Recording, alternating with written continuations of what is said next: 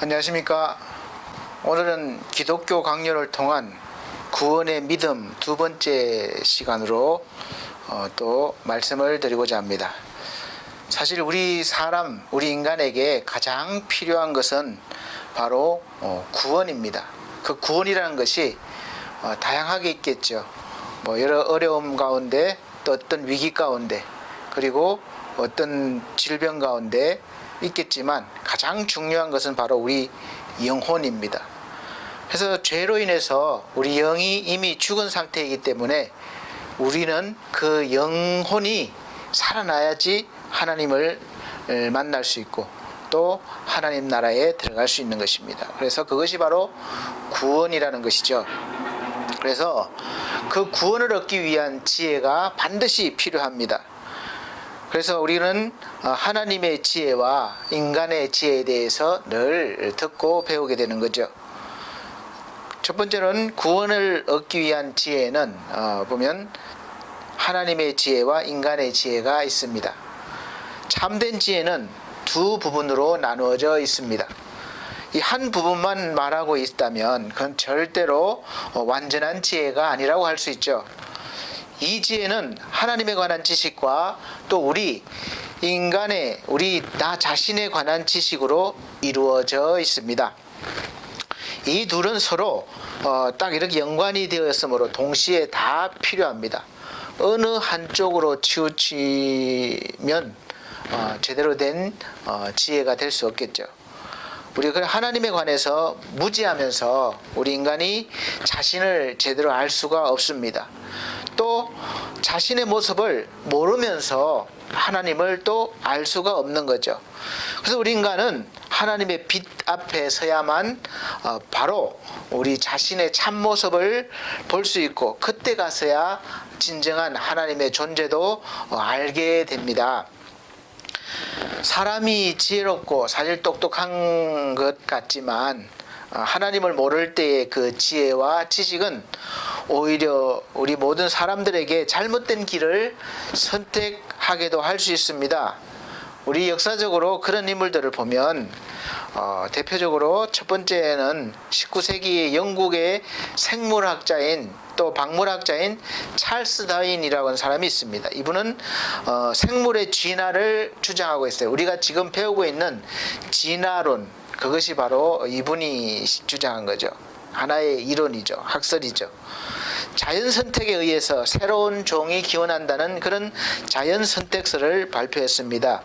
이 세상에 존재하는 모든 생명이 이 하나님의 창조가 아니라 우연에 따른 진화의 결과라고 말했습니다. 당시의 과학 및 종교의 진로에 많은 영향을 주었고 지금까지도 그 진화론에 의해서 우리 많은 사람들에게 영향을 미치고 있죠. 그래서 인간의 생각에는 혁신을 가져왔지만 사실은 하나님과 점점 멀어지게 되는 결과를 가져오게 됐습니다.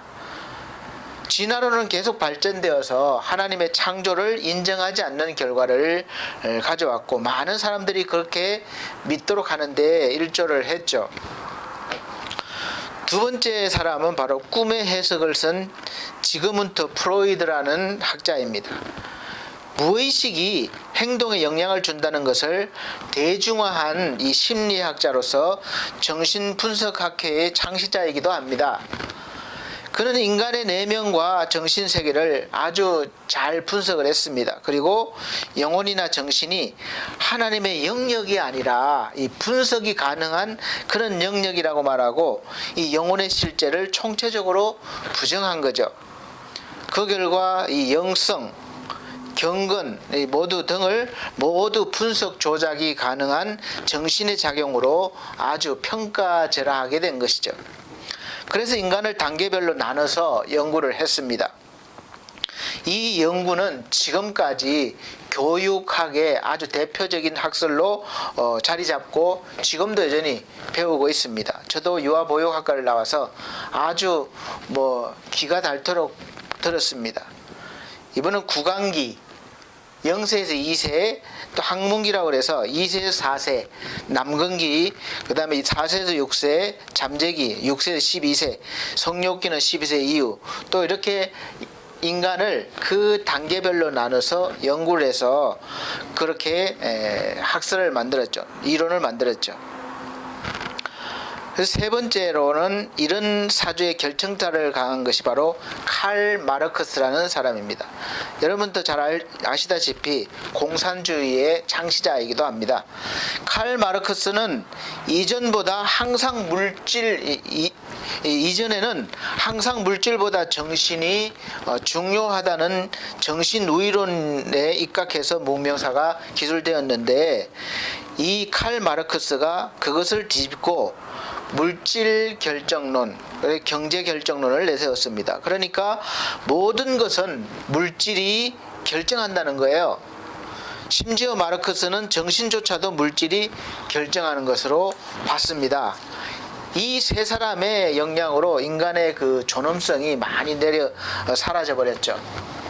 하나님의 형상을 따라 지은 우리 인간이 참으로 존귀한 존재, 고귀한 존재는 사실이 무시되기 시작했습니다. 그래서 우리 인간이 생각하고 언어를 사용하는 짐승 수준으로 전락하게 되었죠. 사랑하는 성도 여러분, 우리 인간은 참으로 고귀한 존재인데 어떻게 원숭이와 비교해서 진화되어서 우리 조상이 원숭이라고 하는 것을 저는 동의하지 않습니다. 칼 마르크스의 이론을 바탕으로 공산주의가 등장하면서 많은 생명들이 죽었습니다.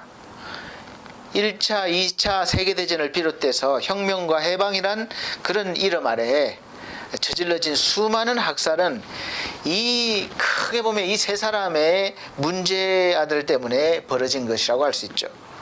우리 인간은 누가 뭐래도 하나님이 주신 말씀을 통해서 자기 자신을 바라볼 때에만 진짜 참다운 인간의 모습, 자기의 모습을 발견할 수 있고, 또 그 발견한 자신이 얼마나 고귀한 존재인지, 또 그 반대로 얼마나 큰 죄인인지 알 수 있는 것이죠.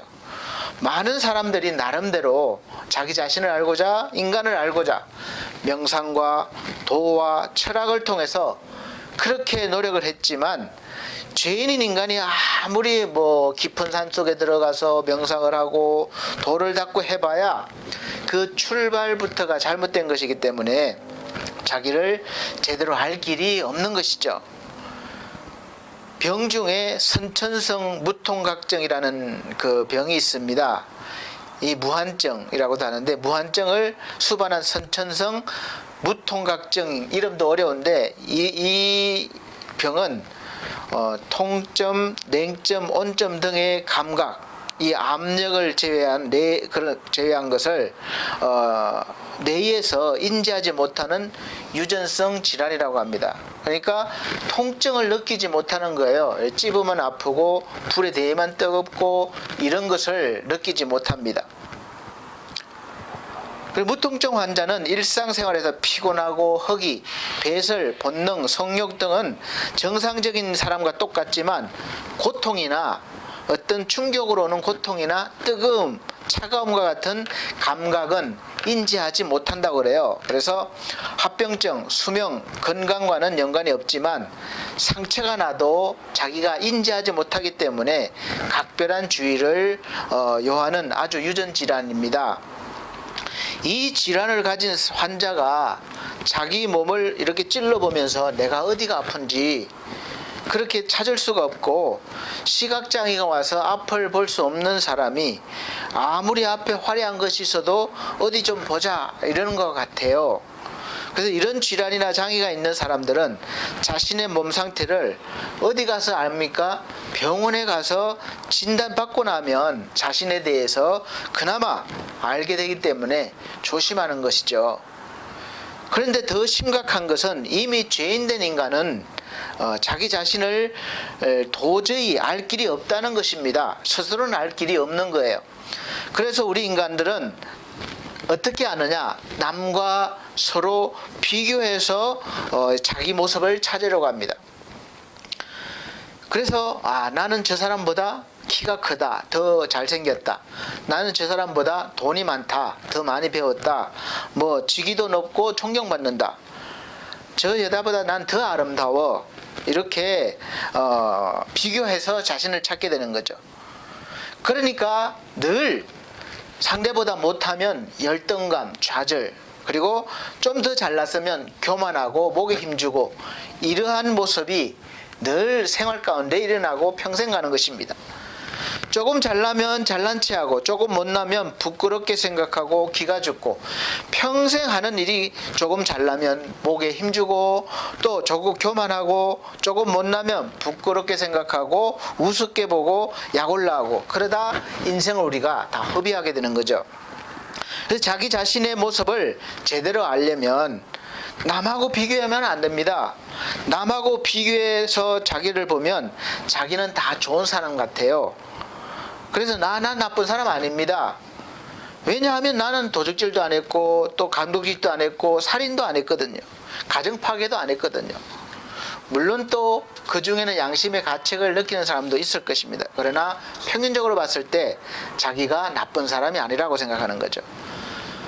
그러나 자기 자신에 관한 그런 지식은 반드시 하나님 앞에 서야지만 내가 제대로 보입니다. 그러므로 다른 사람 앞에서 자신의 모습을 비춰보지 말고 하나님 앞에 서서 자기를 비춰봐야 됩니다. 그러면 무슨 소리가 나오겠습니까? 그래도 아유, 나는 착하고 의로운 사람입니다. 이렇게 말할 수 있겠습니까? 이사야 6장에 보면 이사야가 어느 날 하나님 앞에 서게 되었습니다. 이사야는 제사장이니까 성전에 수도 없이 들락날락 하는 거예요. 그런데 그동안 수없이 출입했지만 메마른 심령으로 행한 것이기에 하나님을 보지 못했습니다. 그런데 어느 날 성전에 들어갔더니 하나님이 임재하셨어요. 그 광경이 너무 어마어마해서 압도되었습니다. 그대로 자빠지고 맙니다.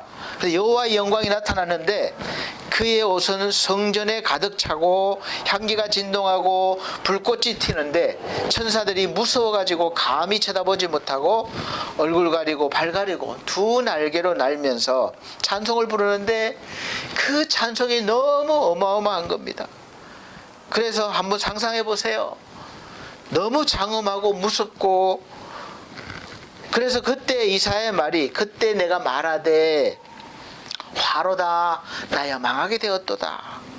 입술이 부정한 사람이요 입술이 부정한 백성 중에 거하면서 만군의 여호와이신 왕을 배웠음이로다. 이렇게 이사야는 고백을 했습니다. 그 이후로 이사야의 삶이 변하게 된 거죠. 사실 하나님이 늘 계셨지만 보지를 못했던 거죠. 어느 날 우리가 말씀을 들을 때, 또 말씀을 대할 때 하나님의 임재하심이 앞에 나타날 때 자기 자신이 잘난 줄 알고 있지만 자기의 모습은 정말 못났고 거지 같고 초라하고 형편없음을, 또 너무 죄인임을 알게 됩니다. 그래서 성경 속에서 보면 하나님 앞에 선 사람들이 있습니다. 그들이 무엇이라고 했습니까? 하나님 은혜 주셔서 감사합니다. 이런 말 했습니까? 아니요. 저는 죄인으로서이다. 나를 떠나소서. 이렇게 하나님 앞에 선 사람들은 자기가 죄인인 것을 알게 됩니다. 너무 순결하시고 또 거룩하시고 완전하시고 자비하신 이 하나님 앞에 섰을 때 인간은 그때 가서야 자기 자신을 제대로 볼 수가 있게 되는 것이죠. 야, 나 은혜 받았습니다. 이래봬도 40일 금식했어요. 나 성경 다 외웠습니다. 이런 교만한 말을 하지 않습니다. 늘 앉으면서 겸손해지고 또 늘 하나님 앞에 겸손하고 감사하는 거죠. 그래서 이 두 지식은 항상 같이 있어야 합니다. 우리가 구원받으려고 하면 이 두 지식은 반드시 있어야 되는데, 바로 하나님에 관한 지식과 우리 인간에 관한 지식이 같이 늘 함께 있어야 되는 것이죠. 이 두 지식은 한 번으로 끝나는 것이 아니라 계속해서 역동적으로 관련 지으면서 발전해 나가는 것입니다. 그 세상의 모든 찬란한 것들은 이 하나님으로부터 나왔습니다. 그래서 모든 좋은 것들은 하늘에서 이슬이 내리듯 축복의 근원인 하나님께로부터 왔습니다. 그래서 천하 만물도 그렇게 말하고 있어요. 이보시오, 당신들이 찾고 그렇게 가지고 싶어하는 내가 어디로부터 나오는지 아십니까? 나는 내가 나온 것에 비하면 한낱 부끄러운 존재일 뿐입니다. 그렇게 말하는 거예요. 그들은 하나님으로부터 나왔고 하나님을 반영하는 그림자예요. 하나님은 세계 모든 곳곳에 하나님을 숨겨놓습니다. 그 만물을 보고도 우리가 하나님을 알 수가 있게 되는 거죠. 그러므로 본체인 하나님을 모르고 만물의 본성 어느 것도 바로 알 수가 없는 거죠. 인간의 외모, 경건, 멋 이런 것으로 인간이 아무리 폼을 잡고 해봐도 하나님이 될 수가 없고, 또 하나님께서 원하시는 완전한 하나님의 수준의 의를 이룰 수가 없습니다.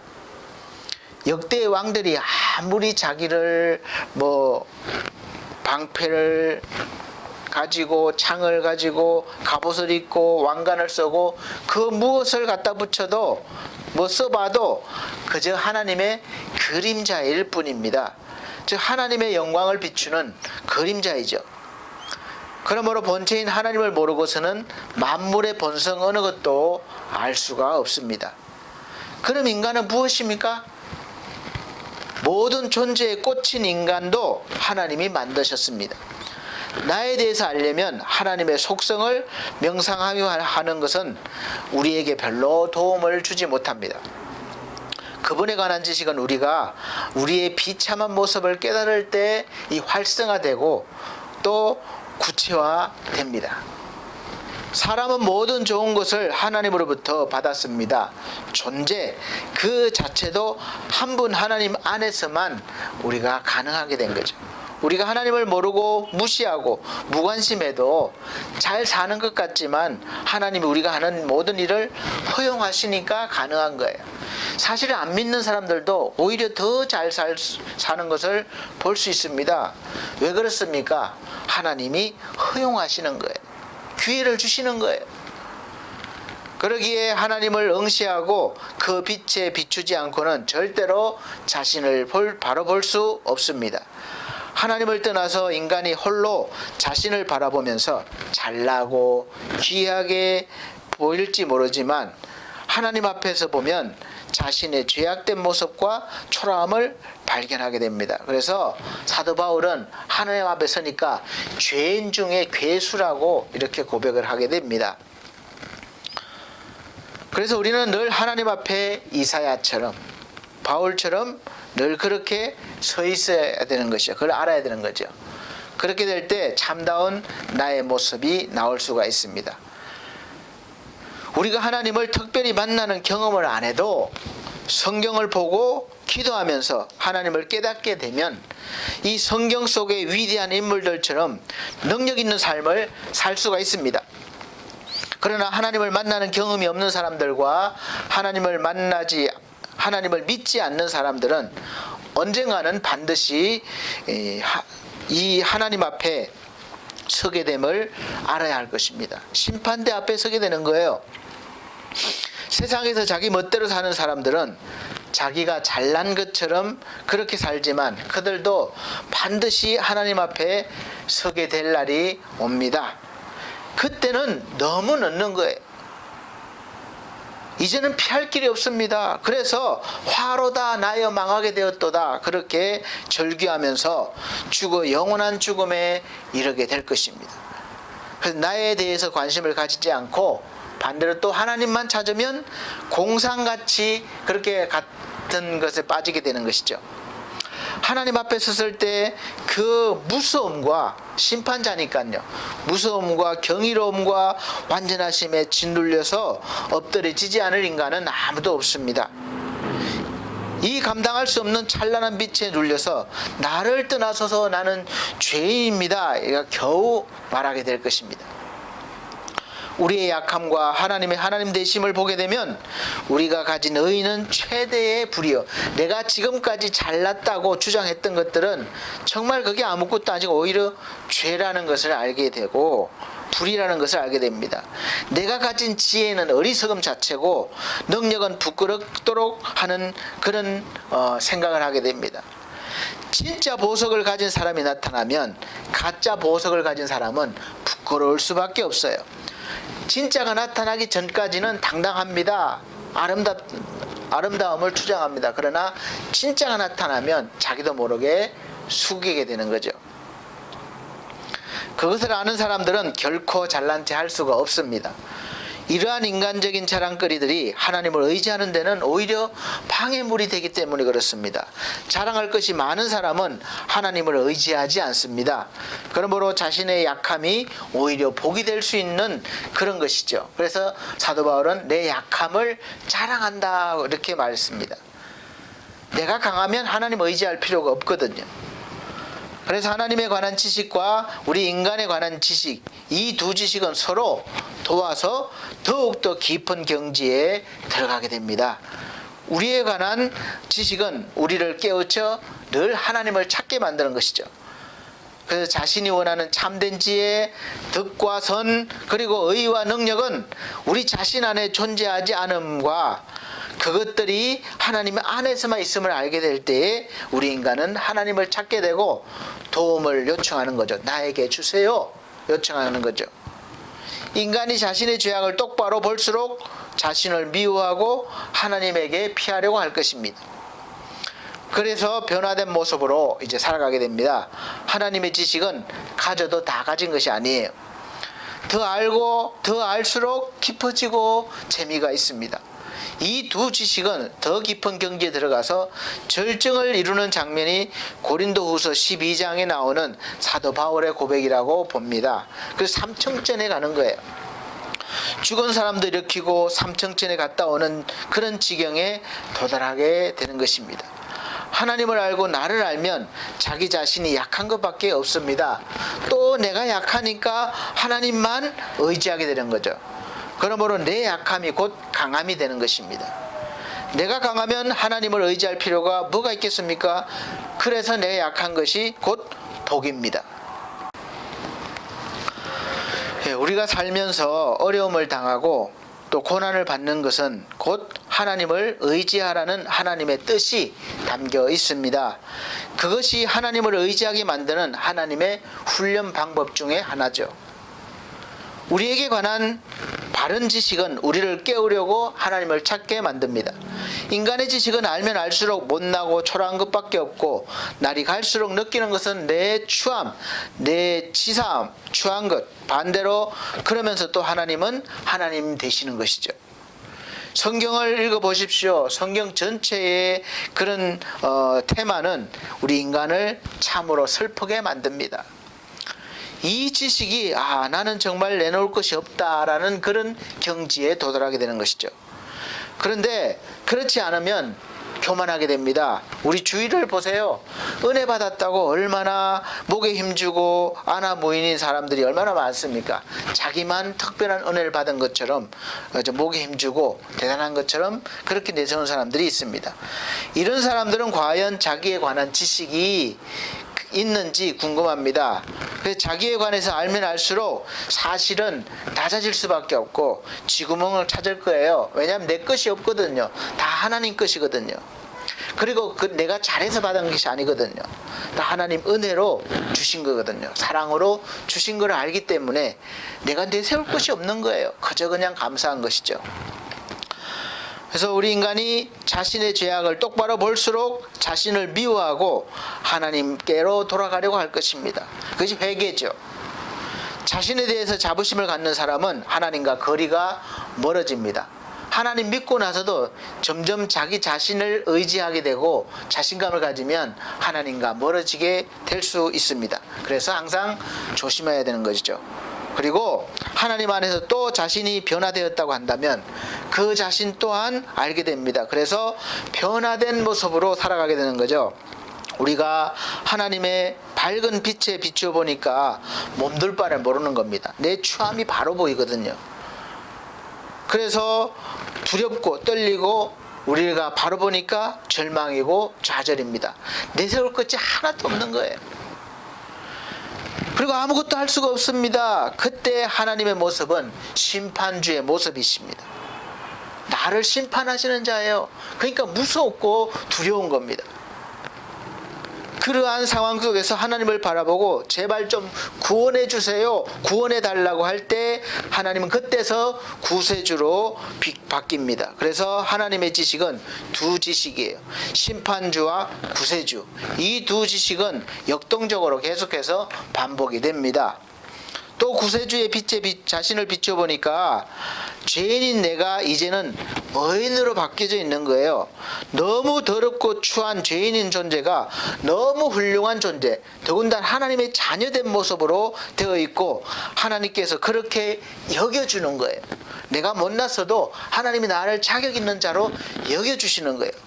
그래서 우리가 평생 할 말은 나는 뻔뻔합니다, 뻔뻔한 인간입니다, 그러나 감사합니다. 이런 나를 받아주시니 감사합니다. 이렇게 늘 고백하는 거죠. 나는 아무것도 아닙니다. 오직 주만이 최고십니다. 이 두 지식이 깊은 사람이라면 절실하게 이 말이 나오는 거죠. 자, 여러분 기도해 보세요. 기도하면 나처럼 부자 됩니다. 11조 하면 나처럼 부자 됩니다. 기도해 보세요. 나처럼 능력자 됩니다. 이런 교만한 소리를 할 수가 없습니다. 그래서 하나님을 진실로 만나고 아는 사람은 늘 겸손히 하나님을 의지하면서 자기에게 주어진 환경과 맡겨진 일들을 훌륭하게 믿음으로 감사하며 해내는 것이죠. 이것이 바로 바른 하나님에 관한 지식과 자기에 관한 지식이 있는 사람에게 나타나는 결과입니다. 오늘은 여기까지 하겠습니다. 감사합니다.